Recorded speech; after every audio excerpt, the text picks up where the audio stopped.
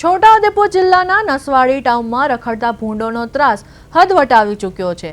Memon colony, Kwant road અને station વિસ્તાર સહિત સમગ્ર ટાઉનમાં મહાકાય ભૂંડોના આતંકથી લોકો ત્રાહિમામ પુકારી ઉઠ્યા છે।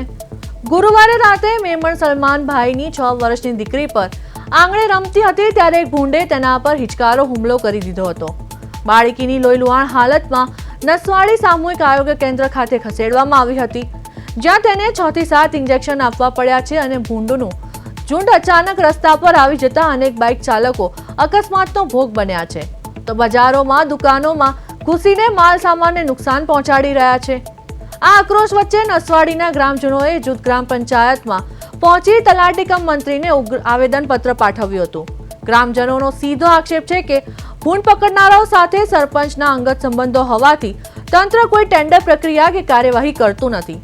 હાલ તો રોષે ભરાયેલા ગ્રામજનોએ ચીમકી ઉચ્ચારી છે કે જો આગામી દિવસોમાં ભૂંડોને પકડવાની કડક કાર્યવાહી નહીં થાય તો તેઓ પંચાયત કચેરી ખાતે અચોક્કસ મુદ્દતના ધરણા પર બેસશે। લોકો હવે નસવાડીને તાત્કાલિક ભૂંડમુક્ત બનાવવાની માંગ કરી રહ્યા છે। નસવાડી ગામના રહેવાસીઓ દ્વારા ગામમાં ભૂંડોના ત્રાસ બાબતે આવેદનપત્ર આપવામાં આવ્યું છે, જે અંતર્ગત સરપંચશ્રી સાથે ચર્ચા કરી અને નિર્ણય કરેથી ભૂંડો હટાવવાની કામગીરી કરવા જૂથ ગ્રામ પંચાયતના તલાટી ક્રમ મંત્રી જો અમને પરમિશન આપતા હોય તો અમે લોકો બહારથી ભૂંડ પકડવાવાળાને બોલાવીએ અને ગ્રામજનો એ ભૂંડ પકડવાવાળાની સાથે રહેશે। અત્યારે જો બહારથી ભૂંડ પકડવાવાળા કોઈ આવે છે તો ગામના ભૂંડ પકડવાવાળા એમની જોડે ઘર્ષણ કરી અને લાકડીની તલવારો કાઢે છે। માટે જો પંચાયત અમને પરમિશન આપતી હોય તો અમે બહારથી બોલાવીએ ભૂંડ પકડનારને। પંચાયતને જો ના મળતા હોય ભૂંડ પકડવાવાળા તો અમે લોકો બહારથી બોલાવી ને આ ભૂંડ પકડાવી।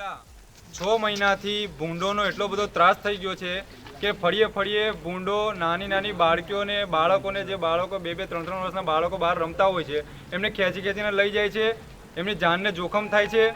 આ પરિવાર એટલો બધો ત્રાસી ગયા છે કે આ સરપંચ અને નસવાડીના સરપંચ અને તલાટીને વારંવાર રજૂઆત કરેલી છે। 26 જાન્યુઆરીએ લેખિતમાં અરજી આપેલી છે, તેમ છતાં આ ભૂંડોનો ત્રાસ ઓછો કરવામાં આવેલો નથી। એમાં અમારું સ્પષ્ટ આક્ષેપ છે કે આ સરપંચ અને તલાટી દ્વારા આ જે સરદારજીઓ છે જે ભૂંડ પકડવા આવે છે એમની જોડે સાંઠગાંઠ કરે છે, એમની પાસે હપ્તા લે છે અને એમને ભૂંડ પકડવા દેતા નથી। એમના કારણે આજે આ નાની બાળકીઓના જીવ જોખમમાં